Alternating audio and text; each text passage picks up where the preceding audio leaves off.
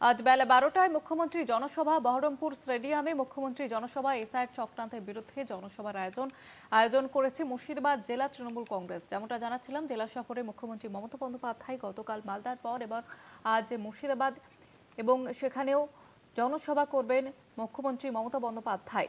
আমাদের সঙ্গে টেলিফোন লাইনে রয়েছে প্রতিনিধি কল্যাণ চন্দ্র। কল্যাণ, ঠিক কি প্রস্তুতি দেখতে পাচ্ছ শেষ মুহূর্তের?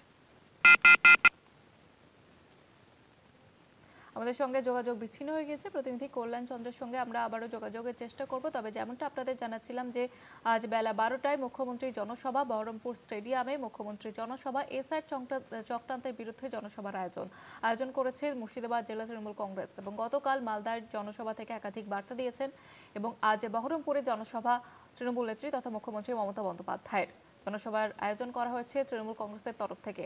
আমাদের সঙ্গে টেলিফোন লাইনে রয়েছে প্রতিনিধি কল্যাণ চন্দ্র। কল্যাণ, শেষ মুহূর্তের কি ছবি দেখতে পাচ্ছ?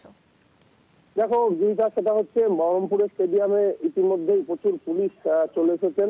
বিভিন্ন জায়গা দেখা হচ্ছে পুলিশ কুকুর দিয়ে এবং আজকে তুমি জানো যে বেলা 12টার সময় বহরমপুর স্টেডিয়ামে মুখ্যমন্ত্রী মমতা বন্দ্যোপাধ্যায় রাজনৈতিক সভায় উপস্থিত হচ্ছেন এবং বাংলার ভোটাধিকার রক্ষার্থে এবং এসআইআর চক্রান্তের বিরুদ্ধে বিশাল জনসভার আয়োজন করেছে মুর্শিদাবাদ জেলা তৃণমূল। সেই সভায় উপস্থিত হবেন মুখ্যমন্ত্রী, যার ফলে জেলাবাসী এবং পাশাপাশি তৃণমূল শিবির মুখিয়ে রয়েছে যে মুখ্যমন্ত্রী কি বার্তা দেন। এবং আজকে এই জনসভা উপলক্ষে প্রায় 1.5 লক্ষ লোকের আয়োজন করেছে তৃণমূল, এরকমটাই তৃণমূল সূত্রে দাবি করা হয়েছে। এবং 500টির বেশি বাস, পাশাপাশি প্রচুর ছোট গাড়ি, 4 চাকার গাড়ি এই জনসভায় উপস্থিত হবেন কর্মী সমর্থকেরা, পাশাপাশি আমজনতাও থাকবেন।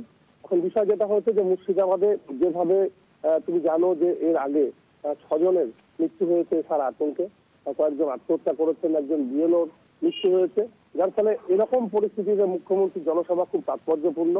পাশাপাশি ওয়াকফ সম্পত্তি নিয়ে যে সমস্ত বিভ্রান্তি ছড়াচ্ছে তা নিয়ে মুখ্যমন্ত্রী কি বার্তা দেন সেদিকে তাকিয়ে রয়েছে মুর্শিদাবাদবাসী।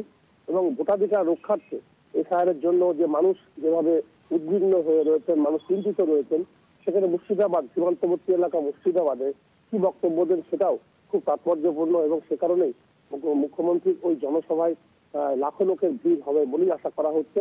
পুলিশ তৎপরতা তুঙ্গে, পুলিশের বিভিন্ন আধিকারিকেরা ইতিমধ্যেই মাঠে উপস্থিত হয়েছেন। শেষ প্রস্তুতি চলছে।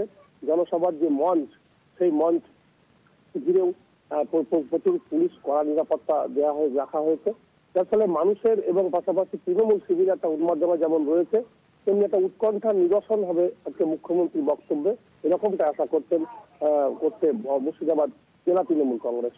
এইটা ধন্যবাদ জানাবো কল্যাণ।